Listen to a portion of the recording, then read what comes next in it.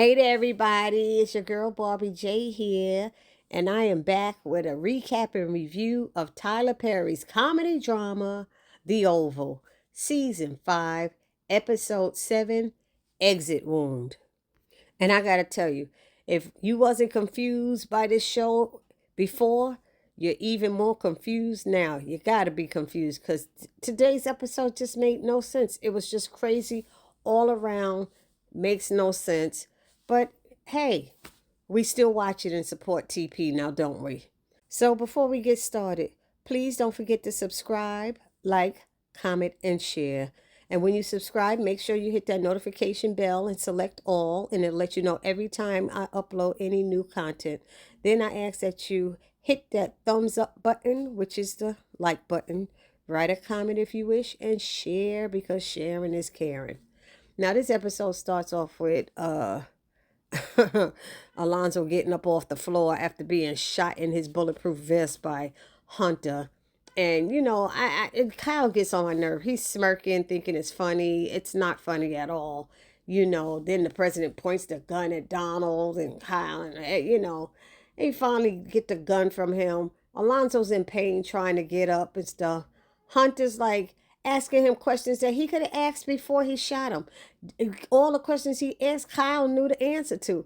Kyle told him everything. Sharon's in jail. Sharon didn't do it. Sharon, oh, it was his boyfriend. No, it wasn't her boyfriend because he's in the hospital. Sharon hit him with a bat. Kyle knows everything. So now Hunter's paranoid and thinks somebody's trying to kill him when he's not taking ownership of the fact that you're a cokehead. You're a drug addict. You're sniffing and sniffing and you're blaming everybody because you OD'd and went above and beyond of how much you stuffed up that freaking nostril of yours. Adios, mijos. Anyway, Hunter kicks the three of them out of his room. They go in the hallway. Donald tells Alonzo he has to go and find out where Kareem is and get Kareem in here. But he said no. He told him to first wait. Don't bring Kareem here until Hunter calms down. But go to that pharmacy and find out everything you know about the operation.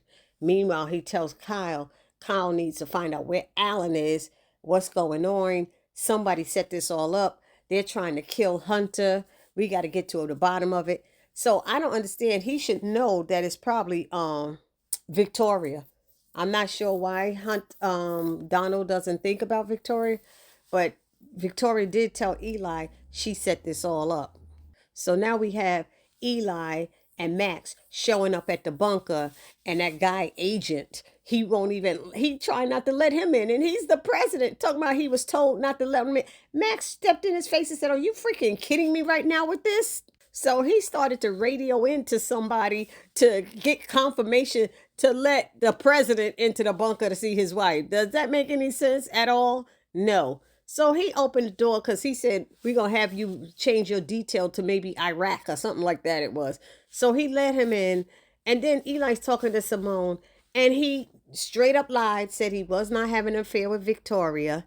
And Simone is like, you think I'm stupid? You think I don't know what you did? Now I'm crazy. He said, no, you're not crazy. And then he's telling, she's got you, holding you up on charges and she could keep you here. You got to apologize to her. If you don't, you go to jail. Do you want to stay in here? Do you want to stay in here? She said, no, I don't want to stay in here. Then you got to apologize. Look, I had to play nice with her to get you out, And Simone is like, did you F her to get me out of here? That's what she's like. I don't even believe you anymore. She said, I don't know who to believe. He said, have I ever lied to you? She's like, I don't know. Have you? He's like, oh, don't do that. Don't do that. And then she said, you know what? You're right. You're right. I'm just going to apologize. You're right. He said, oh, come on. Don't do that. She said, no, you were right. I'll just go and apologize. Can I go home and change my clothes first? He said, you're not okay with it. She said, no, I'm not okay with it. I don't want to apologize to her. But if that's what I have to do, that's what I'll do. So he says he got to tell her something before he lets her out. But he tells her, but they don't let us hear whatever it is. Meanwhile, Max and Bobby are out there messing with the guy agent pissing him off. He's talking about Bobby's breath smell like ASS, and Max said, "Yeah, that's my ASS that it smells like. That's my man." He's like, they doing all this stuff. I was like, they get so, I don't know what it is about their scenes. I don't like them at all. I really don't like them, and they act so stupid. Even the guy was saying it was stupid. But then, Eli and Simone come out, and he's telling Max to take her back.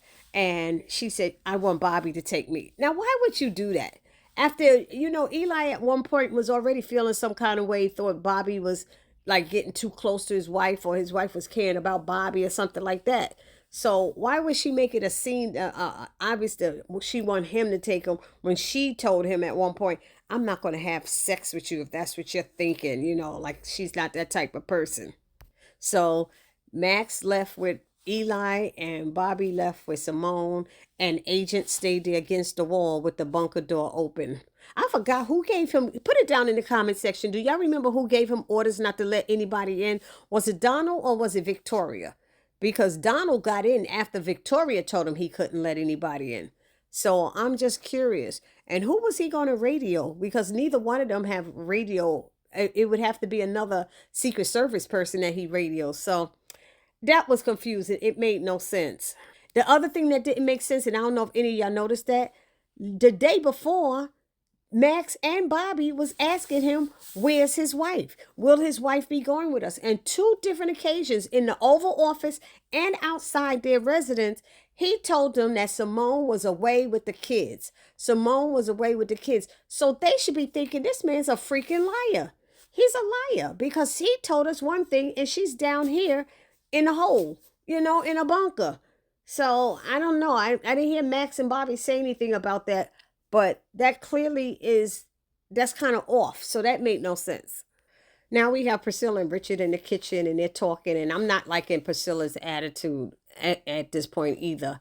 And they've trying to figure out what's going on, what happened. And she's like, "Is that biatch around?" And Richard's telling her to bring it down because she's being loud and boisterous. And, he don't want no trouble. And and Priscilla just don't care. She keeps on with it. And then she said, "I bet you he overdosed on them drugs because he do drugs all the time." And he's like, "Priscilla, please bring it down." And she's like, "I don't care. What are you whispering for?" And all of that. And then, Hunter calls and has them come upstairs. He had Richard come upstairs, and he questions Richard about his son's girlfriend Sharon, and stuff, and asking, "Did he set this up? Did he do this?" And Richard's like, "What, sir? Sir, they was getting on my nerves. Just say, 'I don't know what's going on, sir.'" Nobody would just say the sentence, "I do not know what's going on." And Hunter's like, "You know what's happened here? Do you know what went on here?" And Richard's like, sir. And, he said he don't know where Sharon is. And just say, "I don't know." They wouldn't do it. Then Priscilla came in, and, Hunter was already asking about her too, the one with the booty. All of a sudden now he's taking an interest in Priscilla's butt. And he's talking about, "Where's her husband? Where's Sam?" And she's like, she don't know where he is or whatever. And he's like, "You don't know where your husband is? I tell you where he was. He was here last night in the bed with my wife. I saw his little short butt leaving out of here covered up in a blanket." And both of them are looking at each other. Richard and Priscilla looking at each other. And then Hunter tells them that he don't want no tea. He wants soup.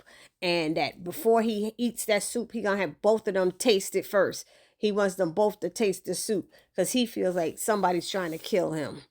So they leave and they go downstairs and they're like, "What in the world is going on? That man is paranoid." They in the kitchen going crazy, and Priscilla's just thinking about stuff, and she's up here trying to get a timeline together, acting like she really thinks Sam was up in there. She knows Sam wasn't up in that daggone in that bed. She know what she beat him up. And Richard said, "Sam was at my house. He was sitting on the steps when I came home." So, and Priscilla's laughing. "Yeah, I had that ass beat," and all of this stuff. I just didn't like her. Anyway, now we at the prison or jail or wherever it is with Alan and those two FBI agents, and they're telling him they want him to help him, and they told him who they were and stuff, but they didn't say who they were working with. They want him to be their inside guy and get them information and get some of the files for the chief of staff. And Alan's like, I can't do it. I'm not going to do it. He'll know. And they're like, no, you're not. You're a smart person. He said, no, they'll know. I can't do it. He said, these people will spin a story real quick. You can't get them. I work in there every day. I see what they do. I'm telling y'all can't get them. He said, they're 10 steps ahead of you all the time. So he was like, just take me back to my jail cell. He said, I'll just stay in there. And they were like, okay. They sent him back because he was like not trying to say anything. And they did ask him, did he make his phone calls? And he said he made his phone call. And that was that. But another thing he said is he just want to get through this administration and be out and go on with his life. That's all he want to do. He ain't trying to die right now. He ain't trying to get killed helping them. And I damn sure don't blame him. So when the officer takes Alan back to his jail cell, the two agents are talking and they realizing how scared that he is, you know. And then they ask, have you heard from her? And she said, no, she hasn't checked in. It's been a while. They said, you haven't heard from him? Said, no. So we're sitting there going, who's her? Who is their contact that they're working with? And that's when we learned that it's Simone. That's right. Eli's wife, the second lady, Simone, is their inside person that they're working with. So now we're back at the hospital, and Kareem has woken up and he's trying to get up out of bed. The nurse is telling him no, he has to stay and relax and stuff. And she's asking him, does he remember what day it is? And he seems to do remember that it's Tuesday. So then she's about to walk out. He asks her for his cell phone and she gives him the cell phone and he calls his cousin Antonio. Antonio's on the run and stuff, and he's telling Antonio to come and get him. He's got to get up out of this hospital. And Antonio is like, nah, man, this happened and that happened. And he's telling Kareem everything that happened and went down. And he's like, we got to get out of here. He said, yo, we got to get this fixed. I got to fix this. I got to get back to the pharmacy and make this right. He's like, come on. He said, come and get me. He's like, fine, but you better be ready and you better be downstairs. So next thing he calls Dale. He's talking to Dale and Dale's like, yeah, what's going on? And he's like, where's Sharon? And he's like, Sharon's in jail, Dale tells him. And he's like, well, he said, the police said they were going to talk to you about it. I'm sure she'd like to get out of jail, And he said, yeah, I got to take care of some stuff first. He said, but Sharon's in jail. He said, yeah, I know, and I'm going to get her out, but I got to take care of something first. He said, you know what, Kareem? I just want you to know I quit my job. I had no idea when I applied that you were selling illegal drugs in the pharmacy. He said, are you kidding me right now, dude? Are you recording me? He said, no, I'm not recording you. He said, are you playing around? And he said, no, I'm not. So he's like, Dale, tell me what happened to those packages. Dale said, no. He said, tell me what happened. He said, I don't have to tell you anything. And Kareem is like, you need to tell me for your own good. And he's like, no, I actually do not have to tell you. Bye. And he hung up on him. Now, at this point, Alonzo comes into the room, and I'm not understanding why Alonzo is there because Donald told him not to go get Kareem, but to find out everything that went down at the pharmacy. So I guess the only way for him maybe to find out what went down at the pharmacy is by talking to Kareem. But he's in there telling Kareem, you got to get up out of this bed. Can you walk and all stuff? And Kareem is giving him a hard way to go. And Alonzo punched Kareem in his face. Pow! Just like that. And said, now get your butt up and get out of here. And he was like, what? So he's like, do you want to walk out or you want me to drag you out? And he said, they're not going to let me out of here. He said, I'm sure I could get them to let you out and them turn their backs and allow me to take you out of here. But somebody wants to see you, so you're going with me now. And Kareem is saying, no, I'm not going, no.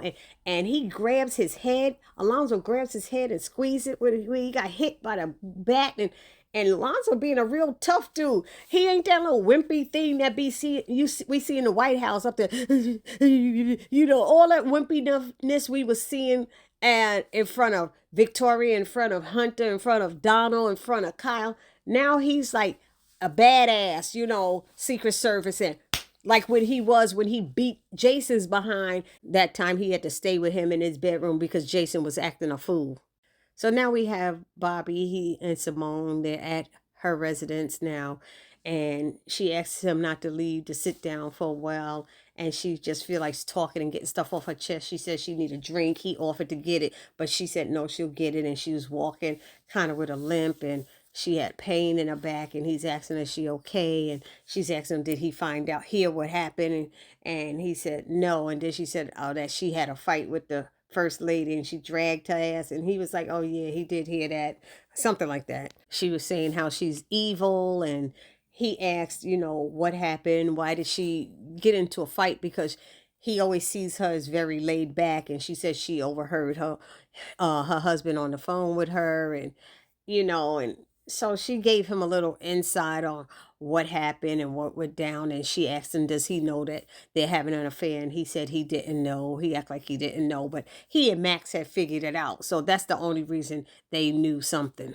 But she did tell him that they think they playing me, but they don't know. They don't know who they messing with. So she asked him to step outside, and then she makes a phone call, and she calls those two FBI agents, and they talk, and they let her know that Alan didn't want to tell anything, and that she got some recording. Remember, she recorded Victoria. She told them about that.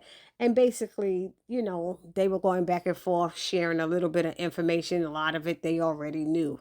So she said they can't talk to Sam yet, or this other person or that other person yet, because she don't want them to know that she's working with them.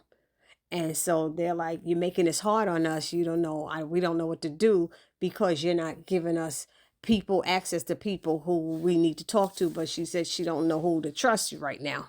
So she told them about Hunter overdosing on fentanyl, and they're like, whoa, really? And she told them that Eli's the president, and they said they heard that part. And they did ask her, where did Hunter get the drugs? And she said, from your boy at the pharmacy. And they said, the one that won't speak to us? She said, uh-huh. And then she also told them that she knows that Sam is out looking for Jason. So that's all they talked about. So Simone told them she's going to send them a file today, and they hung up. Then it ended with Sam out in the woods, I guess following the tracks of that motorcycle or moped or whatever kind of bike that Jason was riding. And I'm sitting there going, he's been in the military, he's Secret Service, he knows how to follow paths and trails, and knowing his surroundings, being aware of his surroundings.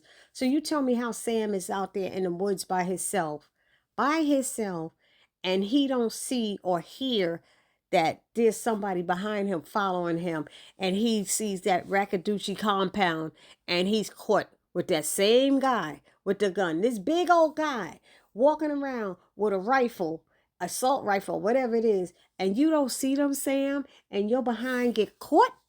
Oh, jeez. And that's how it ended, y'all. Y'all let me know down in the comment section what y'all thought about this episode. I just thought it was ridiculous. I really did. And for those of you who haven't subscribed to my channel, please don't forget to subscribe, like, comment, and share. And I will see you all in the next video. It's your girl, Barbie J, saying peace.